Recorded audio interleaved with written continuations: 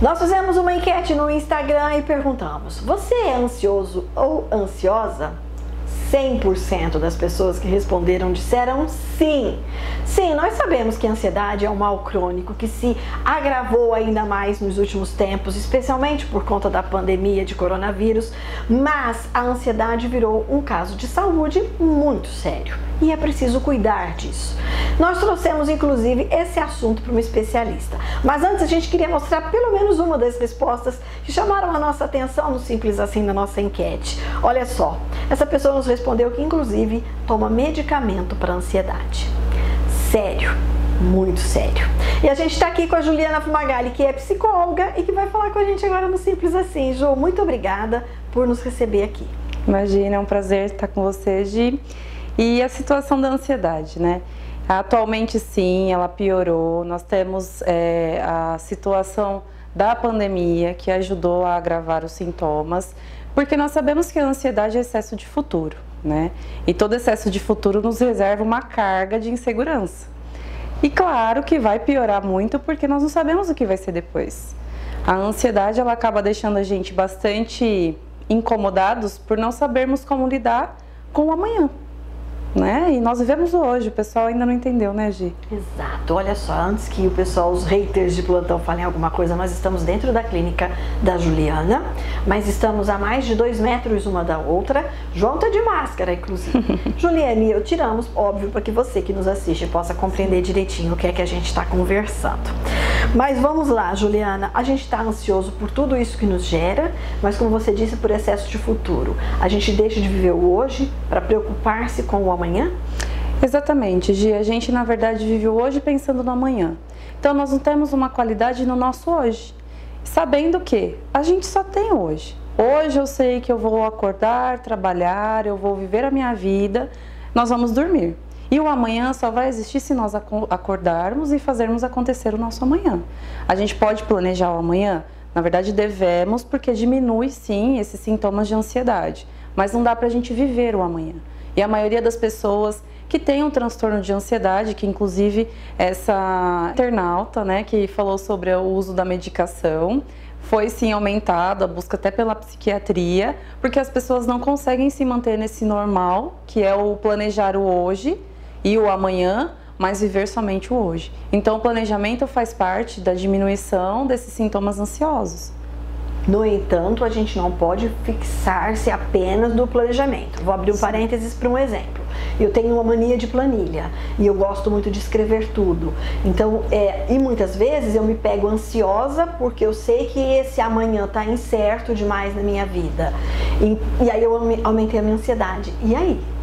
Então, e aí que na verdade você planejou o seu amanhã já vivendo no amanhã. Você não planejou o seu amanhã pensando que você está no hoje. O hoje seria sexta-feira, dia 15 de janeiro, para você viver qual dia dessa semana? Porque a gente planeja a nossa semana na segunda-feira, provavelmente. E as pessoas acabam planejando a semana toda, querendo a perfeição do planejamento. Como que a gente vai fazer isso se a gente não sabe como vai ser? Nossos dias são instáveis, né? Então vamos lá, se a gente tivesse que dar dicas para quem nos assiste, Juliana, a primeira dica então é planejar o amanhã, mas não vivê-lo hoje. Como é que você daria essa dica? Planejar o amanhã e viver o hoje. Por que planejar o amanhã? Porque dá tempo da gente modificar esse plano. Nós não temos, em vias de regra, viver aquele planejamento. Nós podemos ser flexíveis a isso, porque a gente não sabe como nós estaremos. Hoje eu estou ansiosa porque eu tenho que falar com a Gislaine. Ah, que bom. Mas amanhã eu sei que eu não vou estar porque já passou. Já fiz a minha parte. Então eu planejei esses dias para chegar a conversar com a Gi, fiquei ansiosa também, mas eu planejei. E hoje que eu estou vivendo esse momento, tem a ansiedade, mas está tudo bem, está tudo controlado, porque foi tudo planejado. Ao contrário da gente viver sem um plano, achando que o amanhã vai ser totalmente seguro e a gente tem os imprevistos pelo caminho. Ótimo. Bom, alimentação, saúde física, de que maneira tudo isso interfere na minha sensação de ansiedade ou na diminuição dessa ansiedade? Quem consegue manter uma rotina de exercícios físicos, uma alimentação pelo menos ou mínima básica, né? Ter um café da manhã, um almoço, ou um acompanhamento com uma nutricionista, né? Para ter a parte do café da tarde uma janta. E vai lá, faz uma caminhadinha, já é uma vida física já considerada legal. Por quê? Nós perdemos muitas coisas nesse caminho, inclusive hormônios, enzimas, um monte de coisas que estamos fisiologicamente afetados por conta da ansiedade. Se a gente não se cuidar, não vai ter como retornar, a não ser pensando de uma maneira química, né? Por isso, então, que muitas vezes a gente abre mão do exercício físico porque tem preguiça e você vai acumulando situações na sua vida e vai deixando aquilo tomar conta. Quando a gente tem um exercício físico, que é uma regra atualmente, falo até para os pacientes você vai na psicóloga, você vai achar ela chata, porque ela vai falar assim para você, é obrigado a fazer o exercício físico, senão você não consegue se manter são. A nossa sanidade, ela precisa existir também através de um momento com a gente. O exercício físico, uma musculação, ou atualmente tem aquele funcional. Ajuda muito porque você descarrega muita coisa. Descarrega adrenalina, mexe com a serotonina, tem muita coisa envolvida. Então, tanto o exercício físico quanto a alimentação, eles são maravilhosos para quem tem uma rotina aí para poder ajudar na ansiedade. Respiração, Juliana. Eu tenho muita dificuldade de respirar até o fundo, né? Então, vamos lá.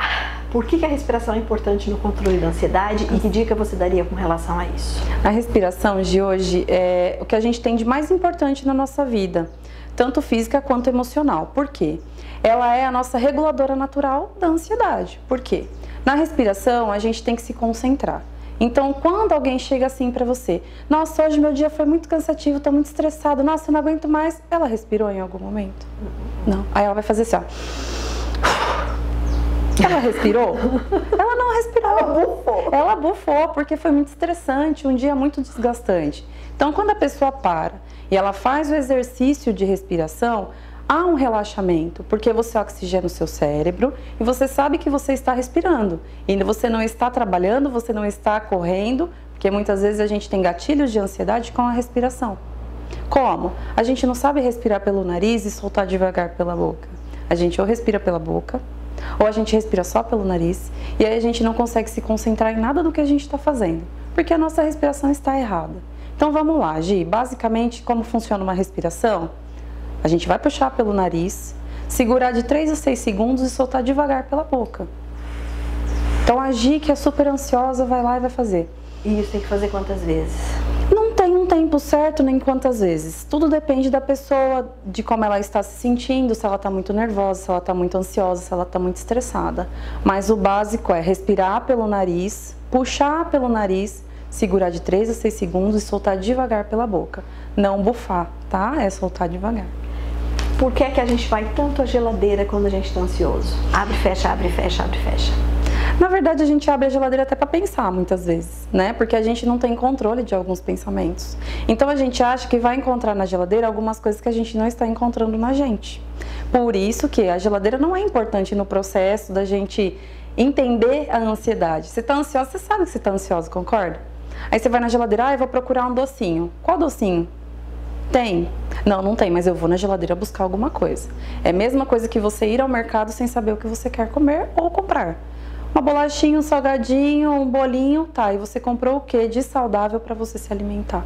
Que vai matar a sua fome, porque ali é uma vontade de comer, não é uma fome, Gi. Então, sempre que a gente abrir a geladeira, a gente precisa pensar, o que eu estou fazendo aqui?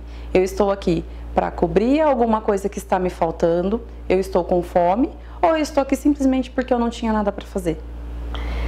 Outra coisa, Juliana, a gente sempre pensa no ruim. O telefone toca de madrugada, alguém, óbvio que é uma má notícia. O filho se atrasa, você já pensa que aconteceu alguma coisa. Por que é que a gente tem sempre que vai dar merca? Sabe por quê? Nós somos inseguros. Então a gente não acredita que um atraso pode ser um simples atraso. Nossos pensamentos precisam ter uma qualidade positiva. Nós precisamos saber lidar com os nossos pensamentos. E na maioria das vezes a gente não tem um autocontrole. O que é necessário para tudo isso? Autoconhecimento, né?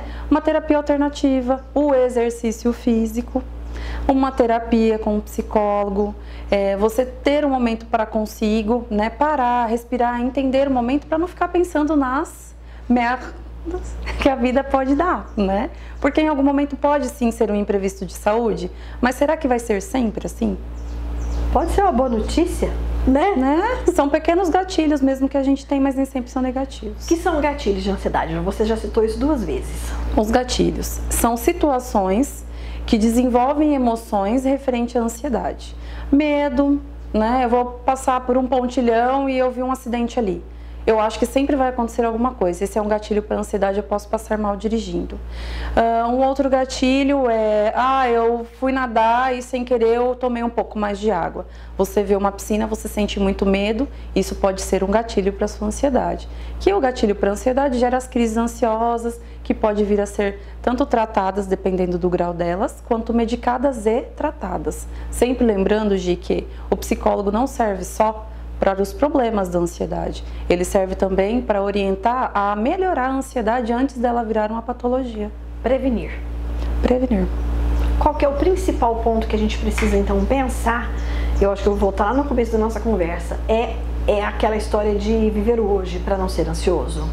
Exatamente, Gi. Quanto melhor nos conhecermos, quanto melhor conseguirmos nos cuidar de dentro para fora, quanto melhor entendermos os nossos dias, a nossa vida, a gente consegue viver hoje com qualidade, melhorando o foco da atenção para o hoje, sempre pensar que eu estou aqui hoje, mas eu posso planejar o amanhã entendendo que talvez não vai ser daquele jeito e vai estar tudo bem. O sono também tem que ser melhorado, a maioria das pessoas perderam a rotina do sono, o sono faz muita diferença na vida de um ansioso, então dormir bem, tentar ter uma rotina legal e regrada quanto a isso, né? Exercício físico, sem dúvida, uma alimentação legal, incluindo o básico, fruta, um verde, todo mundo sabe disso, né? Não precisaríamos ser um nutricionista, embora seja muito importante também nesse processo da ansiedade. Mas realmente o básico do básico é manter a atenção e o foco no hoje. Muito bem, muito obrigada, Julieta. Obrigada a você. Programa Simples Assim.